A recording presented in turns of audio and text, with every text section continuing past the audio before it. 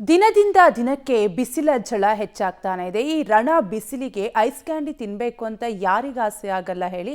ಆದರೆ ನೀವು ತಿಂತಾ ಇರುವ ಐಸ್ ಕ್ಯಾಂಡಿ ಎಷ್ಟು ಸೇಫ್, ಯಾವ ರೀತಿಯಾಗಿ ತಯಾರಾಗುತ್ತೆ ಅನ್ನುವಂತಹ ಪ್ರಶ್ನೆಯನ್ನ ಯಾವತ್ತಾದರೂ ಮಾಡ್ಕೊಂಡಿದ್ದೀರಾ? ನಿಮ್ಮ ಈ ಪ್ರಶ್ನೆಗೆ ಉತ್ತರ ಇಲ್ಲಿದೆ, ನೀವೇ ನೋಡಿ.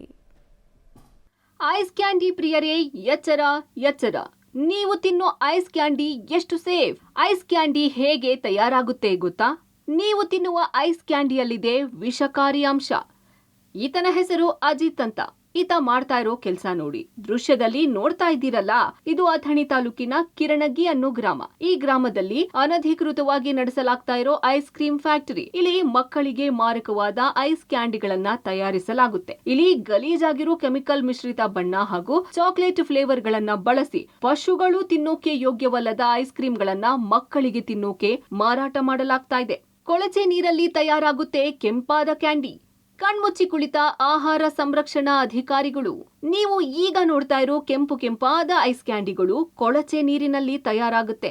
ಇಷ್ಟಲ್ಲದೆ ತಾಲೂಕಿನ ಹಲವು ಕಡೆಗಳಲ್ಲಿ ಲೈಸೆನ್ಸ್ ಇಲ್ಲದೆ ಐಸ್ ಕ್ರೀಮ್ ತಯಾರಾಗುವ ಕಾರ್ಖಾನೆಗಳು ಇದ್ದರೂ ಸಹಿತ ಆಹಾರ ಸಂರಕ್ಷಣಾ ಅಧಿಕಾರಿಗಳು ಮಾತ್ರ ಇದಕ್ಕೂ ನಮಗೂ ಸಂಬಂಧ ಇಲ್ಲ ಎಂಬಂತೆ ಜಾಣ ಕುರುಡರಂತಿರುವುದು ಬೇಸರದ ಸಂಗತಿಯಾಗಿದೆ. ಏನು ಸಕ್ಕರೆ ಹಾಲ ಅಷ್ಟೇ ಇದು ಮೇರಿ ಹತ್ತನೇ ತೊಂಬರ್ತೀವಿ ಮಿರಜ್ ತೊಂಬರ್ತೀವಿ ಪರ್ಮಿಷನ್ ಸರ್ ಪಂಚಾಯತ್ ಕೊಡೋದು ಫೋಟೋ ಡಿಪಾರ್ಟ್ಮೆಂಟ್ ಒಂದು ದಿವಸ ಹೋದ್ರೆ ಸರ್ ಒಂದು 500-600 ಹೋದ್ರೆ ಅಷ್ಟೇ. ಈಗ ಇಲ್ಲಿ ಅಂದರೆ 4 ರೂಪಾಯಿಗೆ ಒಂದು ಹೋಗೋರು ಎಜುಕೇಷನ್ ಅಂತ ಇದೆ ನಮ್ಮ ಮಮ್ಮಿ ಸರ್ ನಡೆಯಿದೆ. ಒಟ್ಟಾರೆ ತನ್ನ ಸ್ವಂತ ಲಾಭಕ್ಕಾಗಿ ಚಿಕ್ಕ ಮಕ್ಕಳ ಜೊತೆ ಆಟವಾಡುವ ಇಂಥ ಅದೆಷ್ಟೋ ಐಸ್ ಕ್ರೀಂ ಕಾರ್ಖಾನೆಗಳು ರಾಜ್ಯದಲ್ಲಿ ಕಾರ್ಯನಿರ್ವಹಿಸುತ್ತಿವೆ.